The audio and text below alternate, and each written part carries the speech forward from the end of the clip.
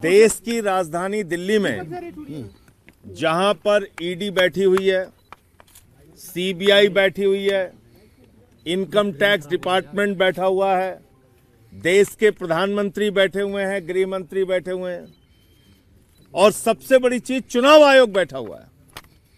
उनकी नाक के नीचे खुलेआम अरविंद केजरीवाल जी के विधानसभा क्षेत्र में 1100 रुपए वोटर्स को रिश्वत के रूप में दिया जा रहा है। करोड़ों रुपए पूर्व सांसद परवेज वर्मा के घर से बरामद हो सकते हैं अगर ईडी वहां पे छापे मारे। ये अवैध धन है। मुझे दे दो, छोड़ दो। और वो पैसा खुलेआम वोट खरीदने के लिए बांटा जा रहा है दिल्ली के अंदर। आप लोगों ने अपने कैमरे में उन महिलाओं के वीडियो और फोटो कैद किए हैं जिनको 1100 रुपए दिए गए। उसमें प्रधानमंत्री की फोटो लगी हुई है, कार्ड लगा हुआ है, कार्ड है और सीना ठोक के प्रवेश वर्मा कह रहे हैं हम तो रुपया बांटेंगे। सिरसा, मनजिंदर सिंह सिरसा, उनके इलाके में भी वो रुपया बांट रहे हैं। वोटर्स को लुभाने के लिए, मतदाताओं को लुभाने के लिए पैसे दे रहे हैं, कैश दे रहे हैं। और इसकी शिकायत आज जब मैं ईडी के यहां करने के लिए आया तो बाकायदा मैंने मेल भेजा, बताया उनको कि 4 बजे हम आएंगे।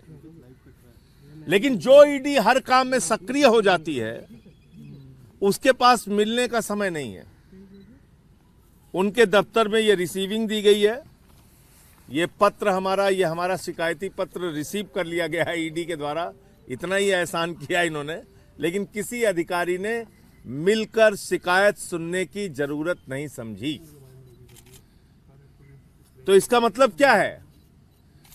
इसका मतलब है कि ईडी सिर्फ और सिर्फ सत्ता पक्ष के कहने पे, प्रधानमंत्री के इशारे पर विधायकों को पकड़ना, मंत्रियों को पकड़ना, मुख्यमंत्री को पकड़ना, सरकारों को गिराना, तोड़फोड़ करना, उसकी एक एजेंसी बन गई है। ये पीएमएलए का सीधा सीधा मामला है। आज भी अगर ईडी छापा मारे, और कल से हम लोग बार बार ये कह रहे हैं, प्रवेश वर्मा को पुलिस प्रोटेक्शन मिली हुई है, पुलिस वहां पे खड़ी है, पुलिस के संरक्षण में वो रुपया बांट रहा है। करोड़ों रुपए उसके घर के ऊपर अंदर मौजूद है, लेकिन कोई ईडी का छापा नहीं हो रहा है, कोई सीबीआई का छापा नहीं हो रहा है, कोई इनकम टैक्स डिपार्टमेंट का छापा नहीं हो रहा है। तो इसलिए आगे सीबीआई से और इनकम टैक्स डिपार्टमेंट से भी मिलकर इसकी शिकायत करेंगे, चुनाव आयोग से भी मिलकर इसकी शिकायत करेंगे। इस मामले में जहां जहां बीजेपी के लोग ये काम कर रहे हैं या करते हुए पाए जाएंगे, उनकी शिकायत करेंगे, उनके खिलाफ लड़ाई लड़ने का काम करेंगे। लोकतंत्र का कैसे गला घोटा जा रहा है, किस तरह से पूरा का पूरा सिस्टम कोलैप्स कर गया है, किस तरीके से चुनाव आयोग, ED, CBI, income tax department खामोश है और भारतीय जनता पार्टी रुपया बांट रही है दिल्ली में, यह अब सबके सामने आ चुका है। दिल्ली की जनता को केजरीवाल पे भरोसा है, उनकी योजना पे भरोसा है।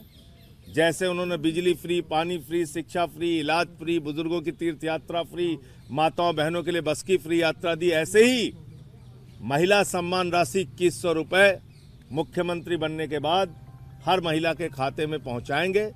संजीवनी योजना के तहत बुजुर्गों का फ्री इलाज कराया जाएगा।